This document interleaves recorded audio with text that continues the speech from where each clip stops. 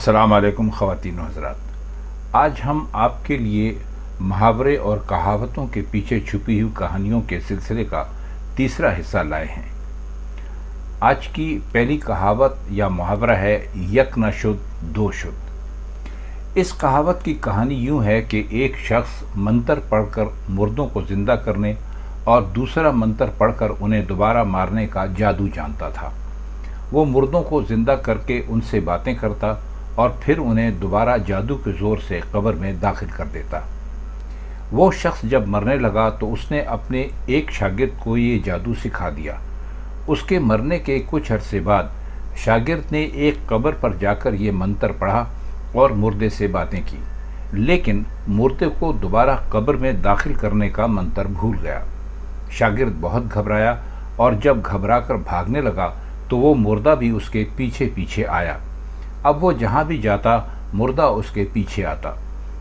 بہت کوشش پر بھی جب اس نے منتر نہ یاد کر سکا تو ایک ترکیب سوجھی۔ وہ استاد کی قبر پر پہنچا اور مردے کو زندہ کرنے کا منتر پڑھا۔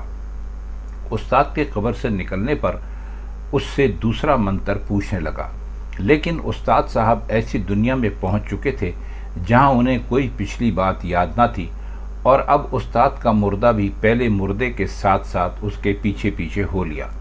نتیجہ یہ کہ شاگرد وہاں سے یہ کہہ کر بھاگا کہ یک نہ شد دو شد۔ اگلی کہاوت کی کہانی یہ ہے، اور کہاوت ہے آپ کا نوکر ہوں بینگن کا نہیں۔ مطلب یہ کہ جس سے فائدہ پہنچے گا ہم اس کی ہاں میں ہاں ملائیں گے۔ یہ کہاوت اس وقت بولی جاتی ہے جب کوئی خوشامدی موقع کے مطابق کسی بڑے کی ہاں میں ہاں ملائے اور اس کی اپنی کوئی رائے نہ ہو۔ اس کی کہانی یہ ہے کہ ایک بادشاہ کا وزیر بہت خوشامدی تھا۔ بادشاہ جو بھی کہتا وزیر فوراً اس کی تائید کرتا۔ ایک دن بادشاہ نے کہا، بینگن بہت اچھی ترکاری ہے۔ وزیر کہنے لگا، سرکار بینگن کے کیا کہنے، ذائقے دار خوبصورت ترکاریوں کا بادشاہ ہے۔ حکیموں کا کہنا ہے کہ بینگن کئی بیماریوں کا علاج ہے۔ اگلے دن بادشاہ کسی اور موڈ میں تھا۔ بادشاہوں کا تو یہی حساب ہوتا ہے کہ پل میں ماشا پل میں تولا۔ کہنے لگا، بینگن بہت بری ترکاری ہے۔ وزیر نے فوراً ہاں میں ہاں ملائی اور کہا، جی حضور، بینگن بھی بھلا کوئی ترکاری ہے؟ کالا منہ، نہ شکل ہے نہ ذائقہ۔ حکیموں کا کہنا ہے کہ بینگن کھانے سے خون میں خرابی ہو جاتی ہے۔ بادشاہ نے حیران ہو کر کہا، کل جب میں بینگن کی تعریف کر رہا تھا تو تم بھی تعریف کر رہے تھے، اور آج میری دیکھا دیکھی بینگن کی برائی کر رہے ہو۔ وزیر نے کہا، حضور میں آپ کا نوکر ہوں بینگن کا نہیں۔ اگلا محاورہ ہے ناؤ میں خاک اڑنا۔ ناؤ کا مطلب ہے کشتی۔ جب آپ کہیں گے کہ کشتی میں خاک یعنی مٹی بھلا کوئی کیسے اڑا سکتا ہے، تو یہ ہے تو بے تکی بات۔ تو جناب اس کہاوت کا مطلب یہ ہے بے تکا بہانہ بنانا۔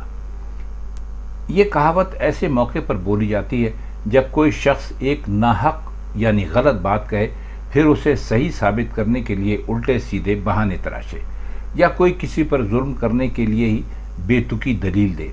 اس کا قصہ کچھ یوں ہے، ایک کشتی میں شیر اور بکری اکٹھے دریا پار جا رہے تھے۔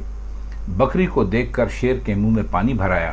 اس نے سوچا کہ کسی بہانے سے اسے ہڑپ کرنا چاہیے۔ آخر کوئی بہانہ نہ ملا تو بولا، اے نالائق، ناؤ میں یعنی کشتی میں خاک کیوں اڑا رہی ہو؟ اگر میری آنکھ میں چلی گئی تو؟ بکری نے جواب دیا، کشتی میں بھلا خاک کہاں سے آئی؟ اس پر شیر بولا، بدتمیز، زبان چلاتی ہے، اور بکری کو کھا گیا۔ ایک اور کہاوت ہے بھیگی بلی بن جانا یا بھیگی بلی بنانا۔ اس محاورے کا مطلب ہے کہ کمزور اور سادہ بن کر یا ڈر کر چپ ہو جانا۔ اسے یوں بھی بولتے ہیں بھیگی بلی بتانا، جس کا مطلب ہے سستی کی وجہ سے بہانہ کرنا، ٹالنا، کام نہ کرنے کے لیے کوئی بہانہ کر دینا، کام چوری کرنا وغیرہ۔ اگر کوئی شخص کام کو ٹالنے کے لیے کوئی بہانہ کرے تو کہا جا سکتا ہے، یہیں پر بیٹھے بیٹھے بھیگی بلی بتا رہے ہو۔ اس کا قصہ یہ ہے کہ ایک صاحب نے اپنے نوکر سے لیٹے لیٹے پوچھا، کیا باہر بارش ہو رہی ہے؟ نوکر بھی چارپائی پر پڑا اینڈ رہا تھا۔ نیند آ رہی ہو تو کس کا جی اٹھنے کو چاہتا ہے۔ اس نے وہیں سے پڑے پڑے کہہ دیا، جی ہاں ہو رہی ہے۔ اس پر ان صاحب نے کہا تم عجیب آدمی ہو، باہر گئے نہیں اور دیکھے بغیر کہہ دیا کہ ہاں ہو رہی ہے۔ نوکر نے جلدی سے بہانہ کیا، سرکار ابھی بلی باہر سے آئی تھی، میں نے دیکھا تو وہ بھیگی ہوئی تھی۔